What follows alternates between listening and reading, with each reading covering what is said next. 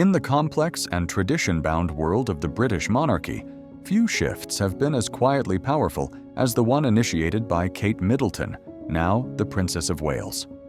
Behind palace walls, where symbolism matters as much as spoken word, a new kind of royalty has emerged. One rooted not in lineage, but in values, character, and quiet strength. This transformation was not announced with fanfare or formal declarations. Rather, it unfolded slowly, over years, supported by a foundation laid by Kate's upbringing, her steady partnership with Prince William, and the discreet but unwavering support of her mother, Carole Middleton.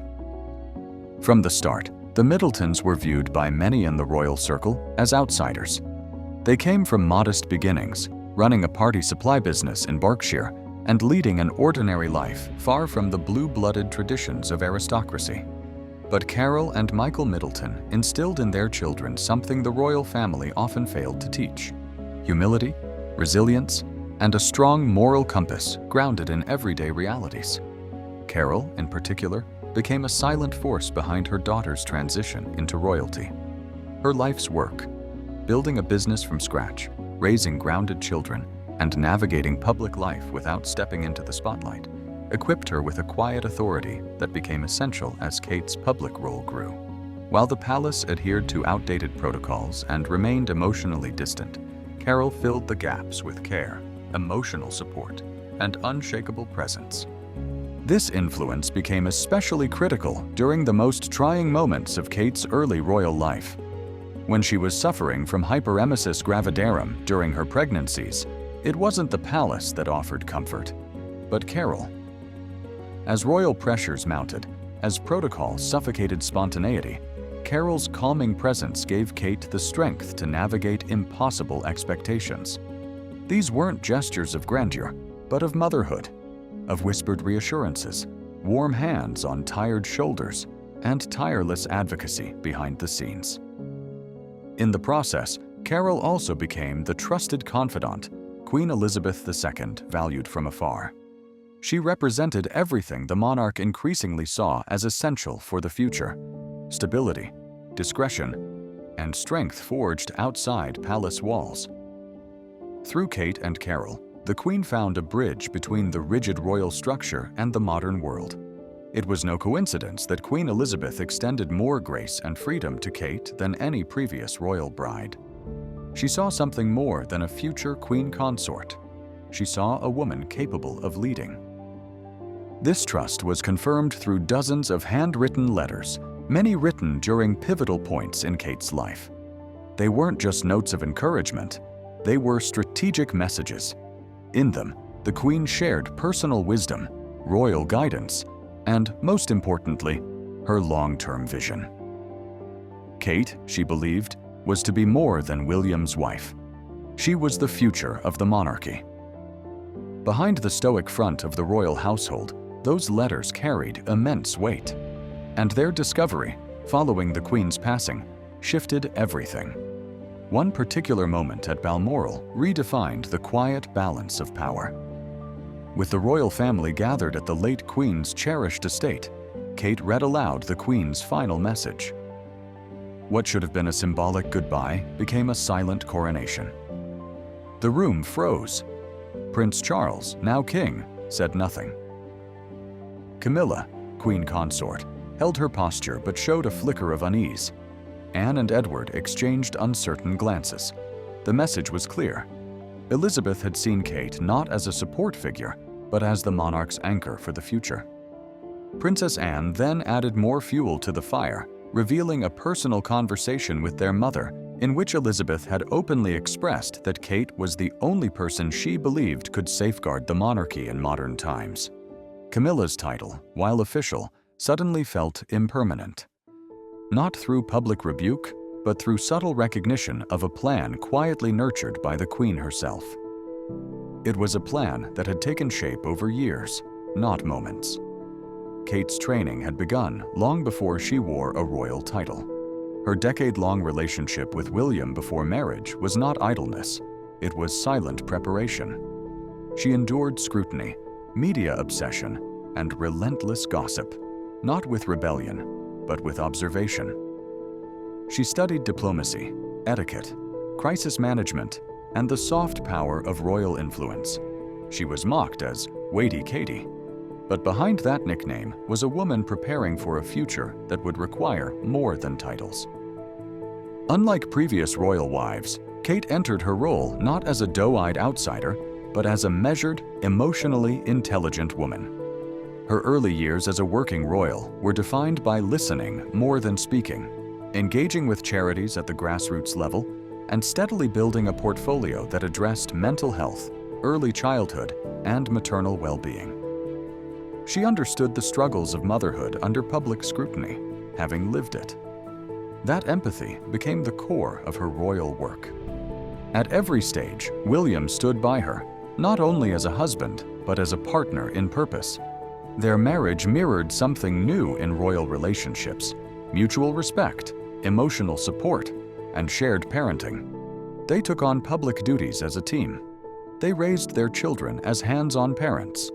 In a monarchy known for emotional distance and ceremonial parenting, William and Kate brought warmth and authenticity.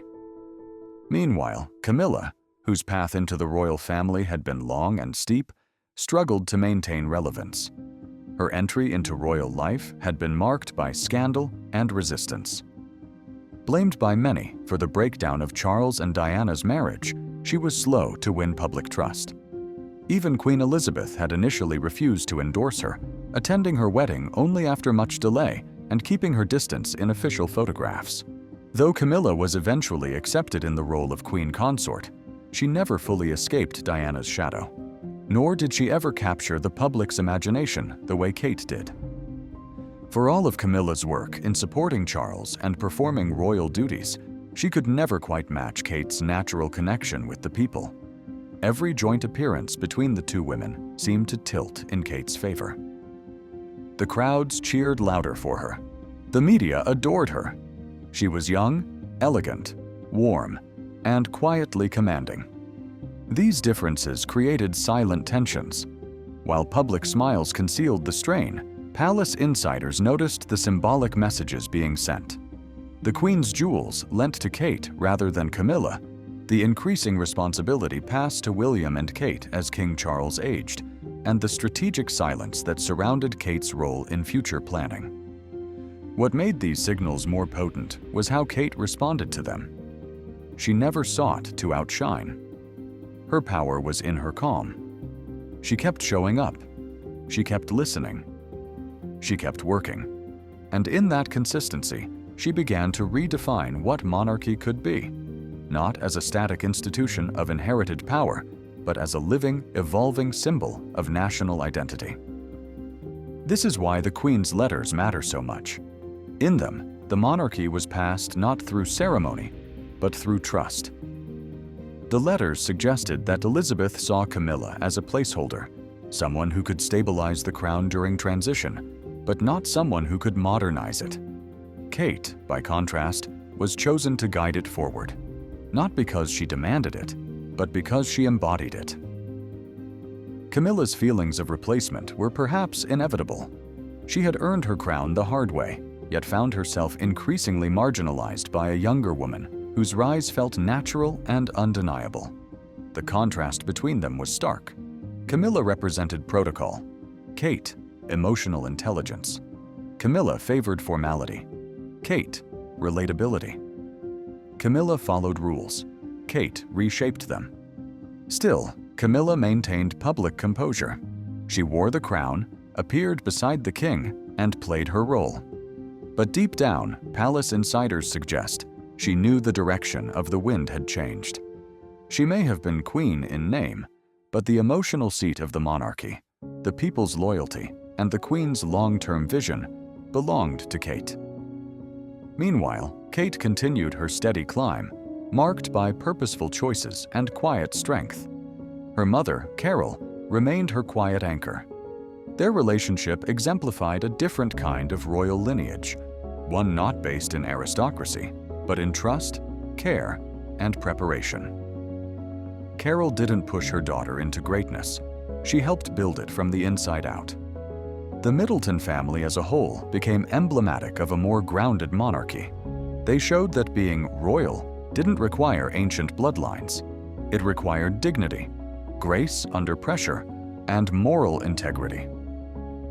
Kate's siblings, Pippa and James, also reflected these values, never seeking fame, but carrying themselves with steady confidence and respectability.